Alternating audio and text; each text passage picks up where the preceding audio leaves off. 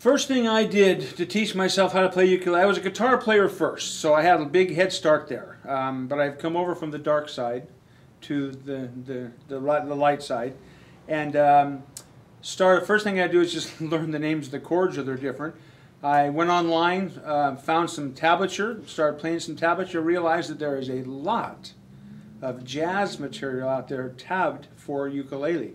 And it is so much easier to play than on guitar because you've got 2 less strings to deal with. So I basically learned by doing that, and one of the approaches I do as I teach my students is I open them up to doing some jazz songs right off the bat, or at least jazz chords. I turn them into some nice exercises. So rather than just doing 3 chords down on the bottom here, we're doing some stuff up the neck. And that makes a huge difference. When I go back down the neck to play the bottom 3 chords, and I said, my goodness, those chords are much easier to play. So my way of going after it is to push the student further than they think they can go. And we never use the word, I can't do that. We use the words, no, I can't do it yet. And that's my mantra.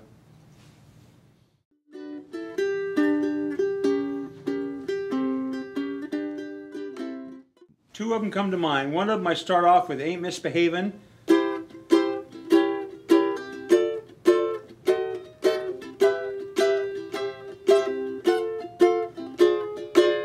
They just love it when you go to an F minor 7th flat 5 and they can barely play a C chord. But I start them off with the C second position C. Everybody should learn that one anyway. Going to a diminished chord is nothing more than a G form moved over. Add your pinky. Anybody can bar a 5th fret. There's that G form again. Bar the 3rd fret. My gosh, there's that same G form again, now at the 7th fret. And here's our D that we've probably learned by now. But we'll play it at the 5th fret. It's an F. And then we'll do an F minor 7th flat 5, which is nothing more than a D minor 7th with our little pinky scrunched in at the 4th fret. And after they get their head wrapped around that and start doing it,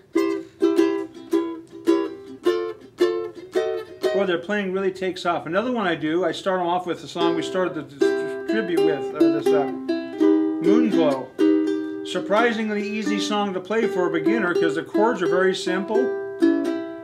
And I just start doing the tab with them. Basically strum twice, a couple tabs, some strums.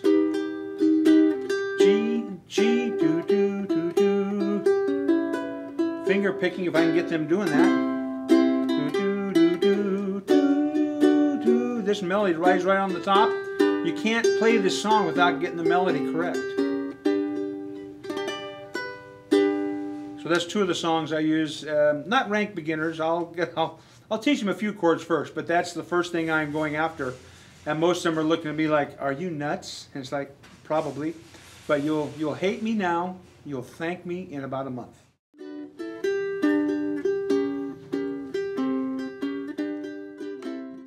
One of them is I like to get them started finger picking right off the bat.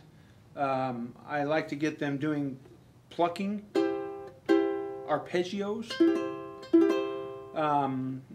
doing thumb strums. This is not just a strum, it's a thumb strum where you're really popping that last string. I'll get them doing the pulse.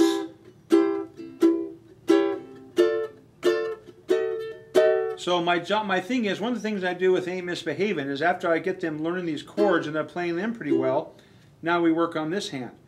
Still work this hand, but now we're going to do plucks. And we're going to do the plucks with the same chords, which is reinforcing the left hand. And now my right hand is learning some techniques. Then we're going to do arpeggios. That when they do a song like this, 1, pluck. Little arpeggio, strum, do, do, do, do. Strum arpeggio.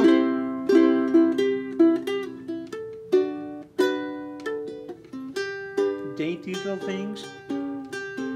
Learn the touch. Dynamics. Oh, I love teaching dynamics. Don't just sit there. How about? And after I play it for them, strumming the song, and then show them all the tools that I'm trying to teach them, they buy in, okay, and then they go for it.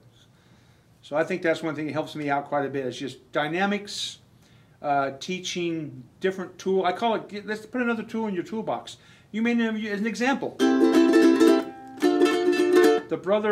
Little Rev triplet. Probably one of the most useless strums I know, but instead of doing this, I can do snippets of it. It's so nice just use little bits of that. So, you know, you can't play that all the time, but you can. Instead of a fan. So I like to take, I make sure my students know both triplets, the Beatles one too, which is a much more usable triplet to use in a song. But they have to learn triplets, both triplets. I know there's a third one, but I got 2 of them mastered. I'm teaching them finger picking, I'm teaching them strumming, plucking, arpeggios, all the tools. My latest thing I'm going after is some claw hammer style. That's all I know of that so far, so I haven't quite ready to teach that yet, but I'm working on it. But more tools in the toolbox, the better player you're going to be.